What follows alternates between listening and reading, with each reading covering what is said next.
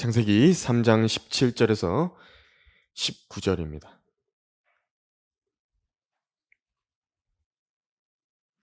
또 하나님께서 아담에게 말씀하시기를 네가 네 아내의 음성에 경청한 까닭에 내가 네게 명하여 말하기를 너는 그것을 먹지 말라고 한 그 나무의 열매를 먹었으니 너로 인하여 땅은 저주를 받고 너는 너희 전생애 동안 고통 중에서 그 소산을 먹으리라.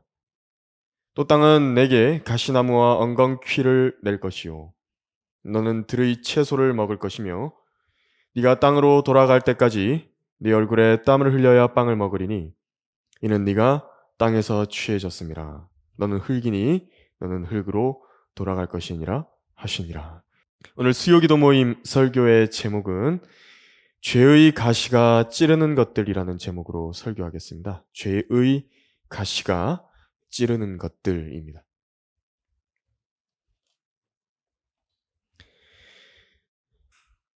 여러분, 가시에 찔려 보신 적이 한 번쯤 있으시죠? 큰 가시가 있는 나무라든지 꽃, 미리부터 우리가 알고 피하니까 사실 거기에 찔리면 얼마나 아플까 잘 모를 수 있지만요.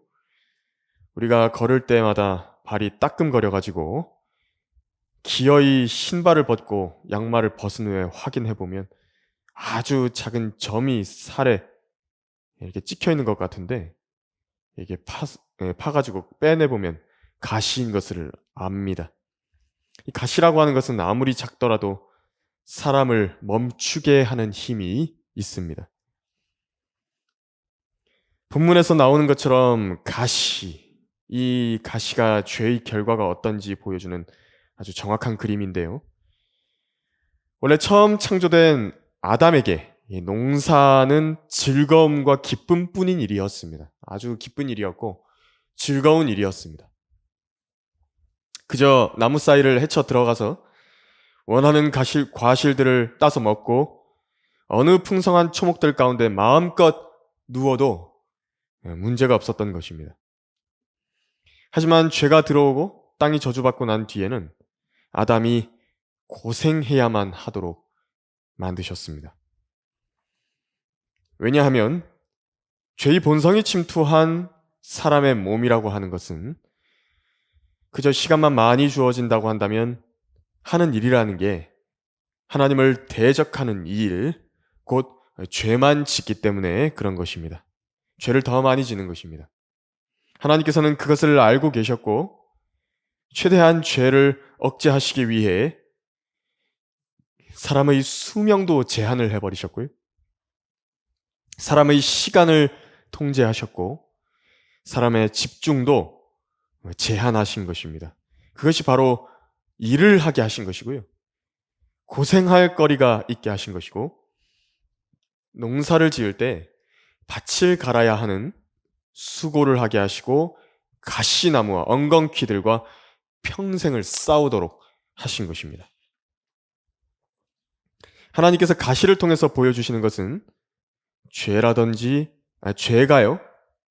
죄라고 하는 것이 단순한 실수나 인간적인 잘못처럼 그냥 덮고 지나갈 수 있는 것이 아니라는 점을 보여주시려는 것입니다. 실수나 잘못 같은 것은 우리가 그러려니 하고 넘길 수 있는 것입니다. 하지만 죄는 인간을 반드시 찌르고요. 그 결과가 고통을 주고 그 결과가 피를 내도록 하는 것이고 심지어 평생 동안 그 사람을 고통스럽게 할 수 있다는 것을 보여주시는 것입니다. 뿐만이 아닙니다. 죄가 인간에게만 그런 영향을 끼치는 것이 아니라 하나님께도 직접적으로 가시와 같은 고통으로 찌르는 일이라는 것을 알 수 있는 것입니다. 하나님께서도 찔리시는 것입니다. 그것이 바로 인간의 죄로 인해 땅으로부터 나온 가시가 결국에는 가시 면류관으로 엮어져서 육신으로 나타나신 그 하나님의 머리 위에 씌워졌던 것입니다. 그것을 보여주는 것입니다. 가시가 사람을 찌르고 가시로 사람을 찢듯이 예수님께서도 5군데의 몸을 찔리셨고 온 몸은 채찍으로 찢기셨던 것입니다. 가시채찍이었습니다. 주 예수님께서 맞으신 로마의 채찍입니다. 39가닥의 저주의 채찍이죠. 39이면 숫자도 신기합니다. 13 곱하기 3입니다. 13이 3번 반복되는 것이죠. 물에 퉁퉁 불려진 가죽 채찍 가닥에다가요, 사람에게 고통을 줄 수 있는 땅의 돌 조각이라든지 뼈 조각이라든지 쇠 조각이라든지 노 조각이라든지 유리 조각 같은 것들, 그런 것을 그 가죽 채찍 가닥에 온갖 것들을 박아서 만든 것입니다. 그래서 주님 그분 자신이 모든 사람이 인생에서 받을 수 있는 모든 종류의 고통들을 다 자기 몸으로 껴안으셨던 것입니다. 그리고 그 자신이 죄의 화신이 되셔서 죄가 가져오는 결과의 그 모습을 자신의 온 몸으로 보여주셨을 뿐만 아니라 죄 그 자체가 어떤 것인지 보여주신 것입니다. 고린도후서 5장 21절에서 하나님께서 죄를 알지도 못하는 그를 우리를 위하여 죄로 삼으신 것은 우리로 하여금 그 안에서 하나님의 의가 되게 하려 하심이라. 고린도후서 5장 21절에서 알려주셨습니다. 죄가 되신 것입니다. 죄로 삼아버리신 것입니다. 그래서 죄라는 것은 심각하게 대해야 하는 것입니다. 죄는 주님을 죽인 원인이었고 사람들을 파멸시킨 원인입니다. 죄라는 것은 직접적으로 하나님을 대적하고 거역하는 그 일 자체인 것입니다. 그 죄가 낳은 결과는 모든 사람들에게 가시처럼 역사하는 것입니다. 오늘 설교를 통해 무엇을 하려는 것이냐면요, 죄에 대한 경각심을 가지게 하려는 것이고, 죄에 대해서 바라보는 그 관점을 우리가 성경적으로 올바로 정립하자는 것입니다. 죄의 가시가 찌르는 것들, 첫 번째로 죄는 인생의 가시를 냅니다. 석가모니는 인간 고통의 원인을 집착이다 라고 완전히 잘못 짚었습니다. 하나님께서는 인간의 모든 고통의 원인을 뭐라고 짚으셨냐니까 죄다 이렇게 말씀하신 것입니다. 하나님을 두려워하지 않고 하나님의 말씀을 멸시하고 하나님을 대적한 그 일, 죄로부터 모든 고통이 왔습니다. 모든 고통이라고 하는 것은 직간접적으로 죄의 산물입니다. 모든 피조물, 모든 창조물들이 반드시 인정해야 하는 것이 있습니다. 모든 창조물들은 자기가 창조물이라는 사실을 반드시 인정해야 되고 그 위치에 걸맞게 살아야 됩니다. 들짐승들과 바다의 물고기들과 하늘의 새들은 그 사실을 인정합니다. 하지만 유독 그것을 인정하지 않는 존재가 있는데 바로 사람이 그렇게 인정하지 않는 것입니다. 피조물이라면 피조물다워야 됩니다. 이것이 당연한 것입니다. 피조물이면 자기를 지으신 분께 마땅히 경의를 표하고 그분의 명령에 순종해야 맞습니다. 그것은 자식이 부모에게 복종해야 하는 것과 마찬가지인 것입니다. 너무나 당연한 일이죠. 피조물이면 창조주에게 복종해야지 맞는 것입니다. 창조물이면 당연히 자기의 창조주에게 복종해야 됩니다. 우리를 지으신 하나님의 인격이라고 하는 것이요, 아예 섬기지도 못할 폭군입니까? 폭군의 인격입니까? 그렇지 않죠? 사람을 압제하면서 숨도 못 쉬게 만드는 그런 잔인하고 변덕스럽고 가혹한 분이 하나님이십니까? 그렇지 않죠? 만일 하나님께서 그런 분이셨다라고 한다면 이렇게 사람의 코가 정상적으로 달려 있어서는 안 될 것입니다. 한 과학자가 그렇게 회심했다 그러지 않습니까? 비가 내릴 때마다 콧구멍이 이게 반대로 달려 있었다라고 한다면, 거꾸로 달려 있었다라고 한다면 비가 그쪽으로 쏟아져 들어갔을 것이라고, 그 말을 듣고 곰곰하게 생각했던 과학자가 하나님을 인정하고 예수님을 믿고 구원받은 것입니다. 사람의 심장이 자연적으로 뛸 수 있게 만들어 놓은 것이 아니라 내가 심장을 계속 뛰게 하려고 써야만 하도록 지음 받았어야 했을 것입니다.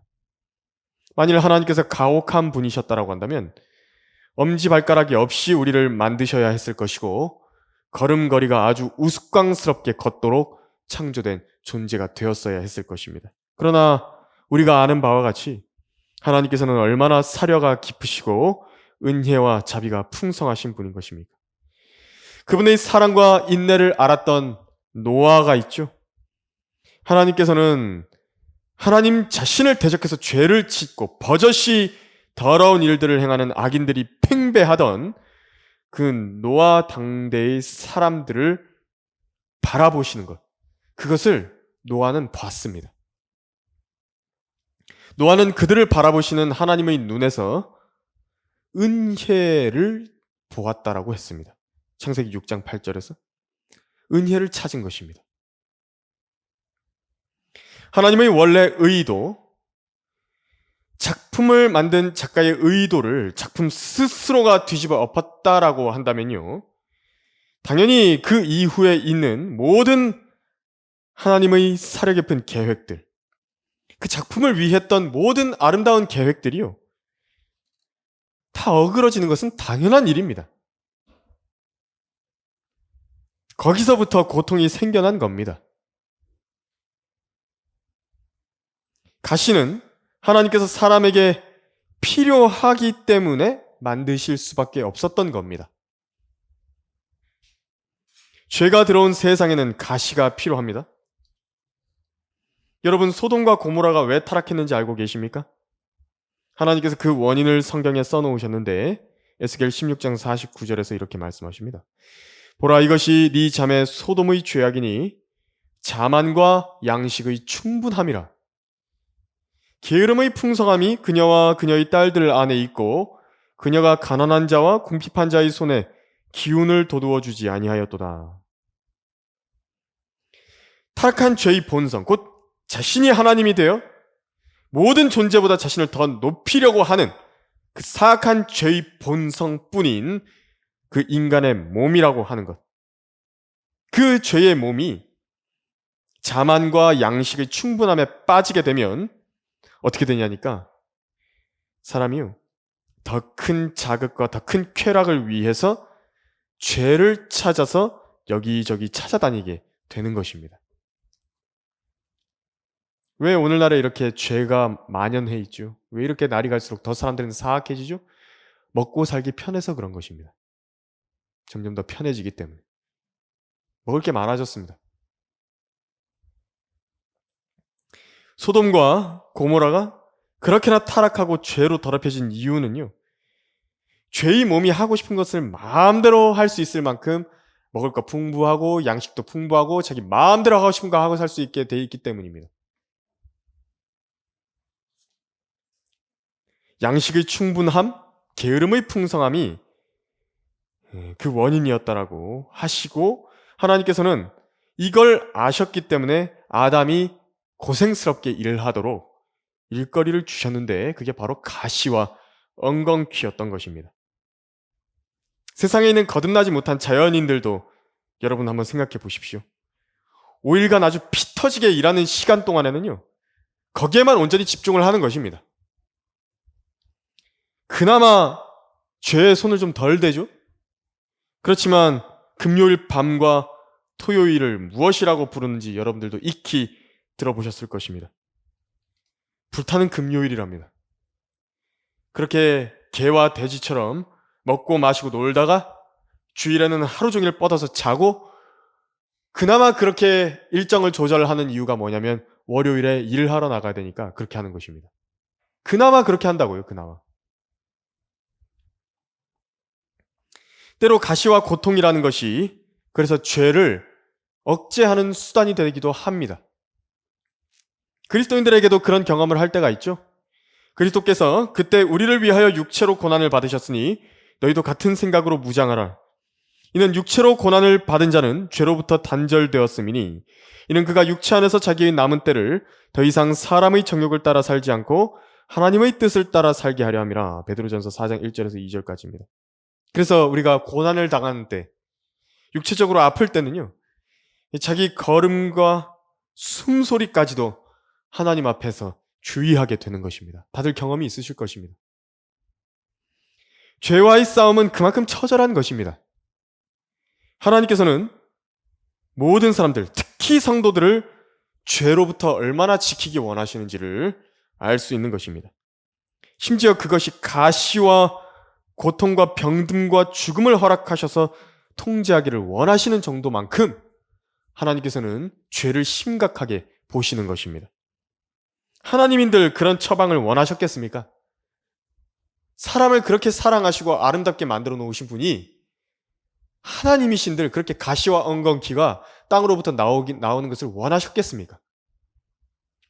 하지만 죄는 그보다 훨씬 더 쓰고 잔인한 것이며 하나님과 사람 사이, 사람과 사람 사이를 완전히 망가뜨려 놓는 것입니다.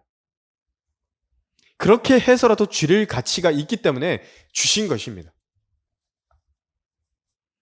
죄의 가시가 찌르는 것들 두 번째로, 죄는 하나님을 찌릅니다.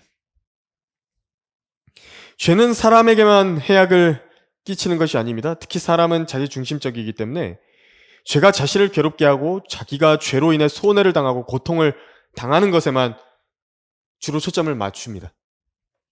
그러나 죄가 주는 고통이라고 하는 것은 자기 자신에게 돌을 던지는 그런 정도의 문제가 아닙니다. 자기랑 비슷한 사람에게 돌을 던진 정도의 문제가 아닌 것입니다. 왕의 얼굴에다가 돌을 던지는 것입니다. 죄는 사람만 찌르지 않습니다. 사실 죄라고 하는 것은 근본적으로 하나님을 찌릅니다. 물론 하나님께서 인간처럼 나약하게 상처받고 무너지신다라는 말은 아닙니다. 하지만 분명히 여러 가지 예시를 통해서 하나님께서 죄를 얼마나 슬퍼하시는지를 말씀하고 있습니다. 하나님의 거룩한 영을 슬프게 하지 말라. 너희가 그로 인해 구속의 날까지 인치심을 받았느니라. 에베소서 4장 30절에서. 또 그 강력한 그림이 다윗의 아들 압살롬의 모습으로 나옵니다. 다윗의 아들 압살롬이 매우 아름다운 왕자였죠. 그런데 그 아버지 다윗을 대적해서 왕권을 빼앗으려 했고 아버지를 살해하려 했고 자기 아비의 아내들을 공개적으로 더럽혔고 그들과 동침한 극악한 폐류나이자 범죄자입니다. 하지만 다윗이 어떻게 하는지를 한번 보십시오. 압살롬이 심판을 받고 전쟁에서 쓰러져서 결국 저주받은 자의 죽음으로 죽게 되었을 때에 다윗이 좋아하지 않았습니다. 성경은 다윗이 정말로 실성한 사람처럼 모든 사람이 듣는 데서 울부짖으면서 내가 죽었어야 했다면서 마음을 찢었던 것입니다. 이처럼 아버지의 마음에 찢는 일도 없는 것처럼요. 아버지를 대적하는 것 그거 자체가요. 죄라고 하는 것은 영들의 아버지의 마음을 찢는 일인 것입니다. 예수님께서 자신을 거부한 이스라엘과 거룩한 도성 예루살렘과 하나님의 자녀라 불리는 이들을 보시고 어떻게 하셨냐니까 우셨습니다. 그들이 주님을 왕으로 받아들이길 거절하고 심히 큰 죄를 지었을 때에 이제 그들에게 임할 진노와 예루살렘의 황폐하게 됨과 완전히 성전의 기초까지 뿌리 뽑히고 유대인들이 잡혀서 온갖 죽음으로 멸망받을 것을 보셨을 때에 그분이 우신 것입니다. 마치 산불 났을 때요. 폐허가 된 것처럼 완전히 그 건물과 도시가 폐허가 되는 것처럼 그걸 미리 보셨다고요. 주께서 가까이 오시어 그 도성을 보고 울며 말씀하시기를 적어도 너희 날에 너만이라도 너희 화평에 속한 일들을 알았더라면 좋았으련만. 그러나 이제는 그것들이 너희 눈에서 감추어졌느니라. 그날이 너에게 임하리니 그때에는 네 원수들이 너희 주위에 방벽을 쌓고 너를 포위하여 사방에서 가두리라. 또 그들은 너를 땅에 내어치리니 네 안에 있는 네 자식들까지라. 그리고 그들은 너에게 돌 위에 돌 하나도 남겨두지 아니하리라. 이는 너를 감찰하는 때를 네가 알지 못하기 때문이라고 하시고. 누가복음 15장에 나오는 예도 있습니다. 하나님의 마음을 보여주는 것이죠. 탕자입니다. 아버지께 자기가 가지게 될 모든 재산들을 먼저 달라 그랬습니다. 그걸 가지고 어떻게 했냐니까 아버지를 떠나버린 것입니다. 재산을 줬는데 아버지를 배반해버렸습니다. 그리고 자기 마음대로 살았습니다. 떠날 때는 자유를 느꼈습니다. 이제 자기가 마치 모든 것을 자기 마음대로 할 수 있다라는 전능감이 들었을 것입니다. 하지만 그가 모든 것을 탕진하고 자기의 현실을 깨달았을 때에 이 죄인이 시인합니다. 내가 하늘을 거역하여 아버지 앞에 죄를 지었나이다. 이 아버지는 막내 아들이 돌아올 저 먼 나라 쪽을 항상 바라보고 있었습니다. 그게 아버지의 마음이었습니다. 그러다가 그 아들이 저 멀리서 돌아오는 것을 봤다 그랬습니다. 거기 써 있습니다. 유대인 성인 남자가 발목을 드러내면서 급하게 뛰어가는 거, 이게 수치가 됨에도 불구하고 성경의 언급은 어땠냐니까 달려가서 목을 안고 입 맞추었다고 말씀하신 것입니다. 얼마나 아들을 기다리면서 고통하고 인내를 감내했던 것입니까? 아들이 죄 가운데서 뒹굴고 즐거워하는 동안에 그 죄가 바로 그 아버지를 고통스럽게 하고 있었던 것입니다. 죄라는 것은 하나님께서 하나님의 형상대로 지으신 인간을 파괴하는 것입니다.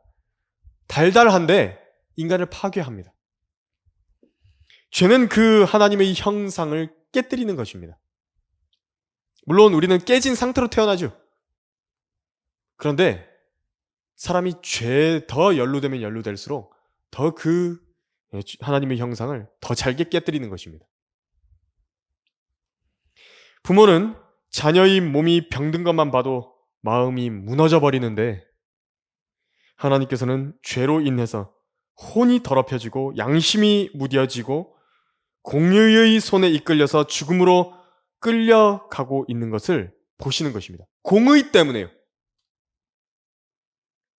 그래서 죄는 하나님 앞에 결코 가벼운 것이 아닌 것입니다.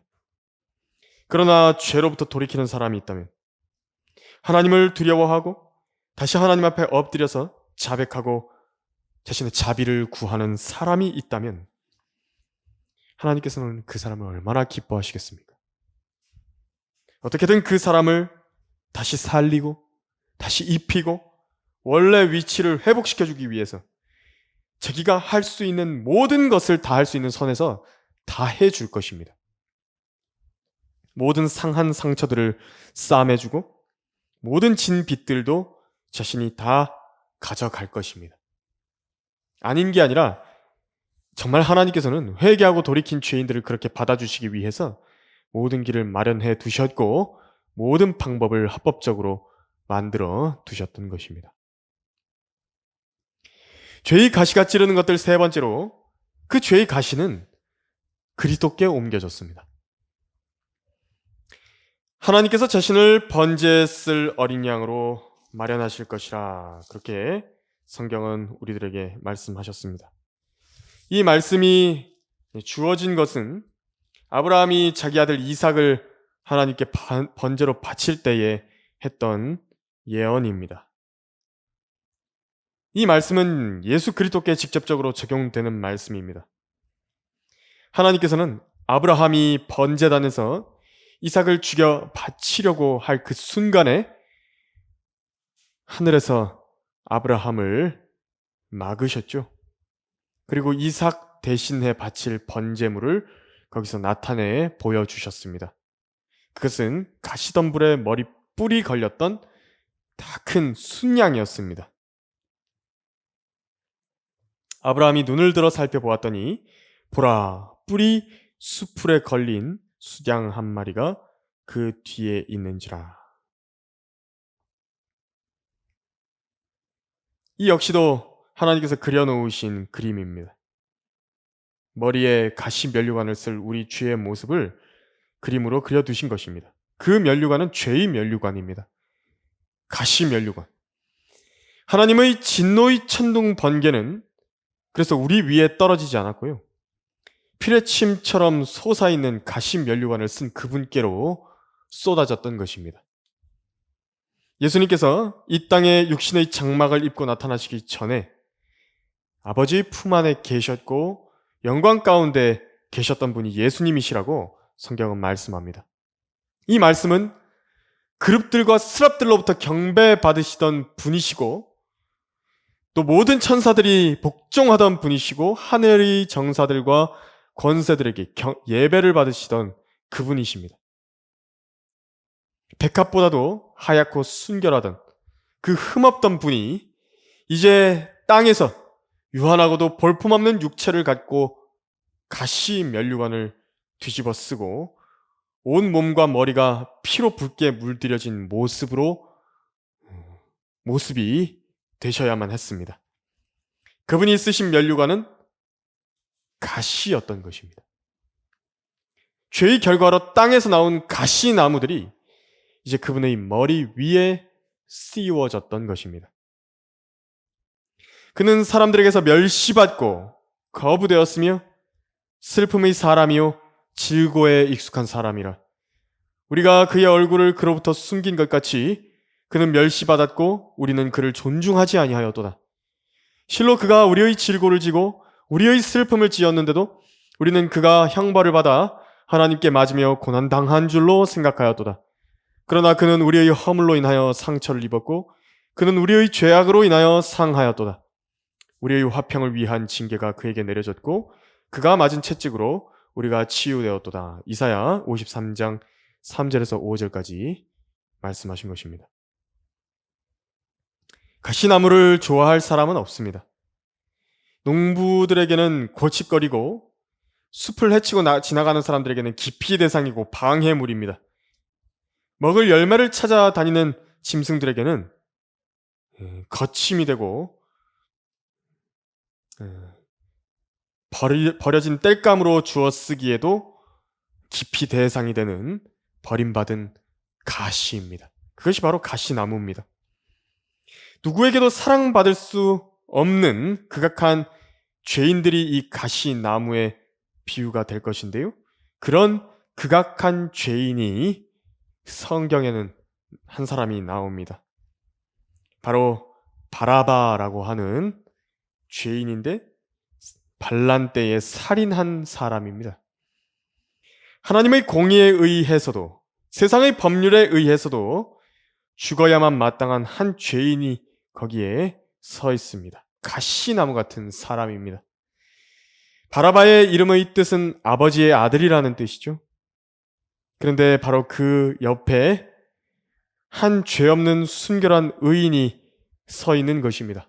하나님의 아들이신 예수님께서 서 있었습니다. 군중이 소리칩니다. 바라바를 놓아주고 예수를 십자가에 처형하라. 요구한 것입니다. 내가 유대인의 왕을 놓아주기를 바라느냐? 그 사람이 아니라 바라바라. 바로 우리가 이 바라바들인 것입니다. 가시나무 같은 사람들인 우리가 희생제물인 어린 양의 머리 위에 우리의 가시 돋친 손을 얹어서 그분께 모든 죄들을 뒤집어 씌운 것입니다. 즉시 바라바가 놓여졌고 그 후에 나오는 기사가 뭐냐면 가시 면류관이 바로 주님의 머리 위에 쓰여지는 장면이 나오는 것입니다. 그 다음은 온몸을 채찍으로 맞으셨습니다. 죄인이 놓였고 의인이 죄인을 대신해 온 것입니다. 온몸을 찔러 들어간 가시들과 채찍은 그분 자신의 형상을 죄인의 형상이자 가시나무의 형상 그 자체로 만들었고 죄 자체로 만들었고 저주 자체로 만들었습니다. 예수님께서 흘리셨던 피, 그 피가 하나님의 피였다라는 점을 성경은 분명하게 밝히시고 있습니다. 바로 하나님의 생명을 부어 흘려서 붉게 물들이게 하셨던 것입니다. 그 흘러내린 피가 십자가라는 제단 사면에 뿌려졌고요. 땅에 이 옆구리에 창이 찔려서 땅에 완전히 쏟아져 부어진 것입니다. 그리고 그 나머지의 피는 하늘들과 하늘에 계신 위대하신 아버지 하나님의 성소에 뿌려졌습니다. 그리고 성령께서는 이제 예수 그리스도를 믿는 사람들에게 그 어린 양의 피를 뿌리시고 택하시는 것입니다. 이제 우리의 영적 위치가요, 가시나무 같은 벨리알의 아들들도 아니고 진노의 자녀도 아니게 된 것입니다. 예수님으로 인해서 우리는 하나님의 아들들이 된 것입니다. 완전히 자리를 바꾸었습니다. 합법적으로 바꾸었습니다. 그분도 이 일에 전적으로 동의하셨습니다. 다 이루었다. 그래서 오늘 설교의 결론을 내리면요, 성도 여러분, 오늘 우리는 가시에 대해 배웠습니다. 창세기 3장으로부터 시작된 죄의 결과인 가시가 사람의 혼을 찌르고 양심을 찌르며 하나님을 찌릅니다. 거기서 끝나지 않고 우리 주 예수 그리스도를 죽였던 것이 바로 그 가시였습니다. 그렇기 때문에 우리는 죄를 보는 관점을 바꿔야 됩니다. 죄는 가벼운 것도 아니고 즐길 수 있는 장난거리도 아닙니다. 죄는 피 비린내 나는 가시를 낸 것이고 생명을 요구합니다. 죄의 삭은 사망이기 때문입니다. 죄는 사람과 사람들을 망가뜨리고 하나님을 거역하며 하나님의 아들을 십자가에 못 박아 죽인 원인입니다. 우리가 죄를 가볍게 여긴다라고 한다면 주님의 머리에 씌워진 가시면류관의 의미를 모르는 것입니다. 하지만 여러분께 낙심을 드리기 위해 이런 말을 하는 것은 아닙니다. 주님께서 그 가시관을 다 쓰셨기 때문에 우리 저주와 징계가 옮겨진 겁니다. 우리 죄들을 담당하시려고 그 일들을 하셨습니다.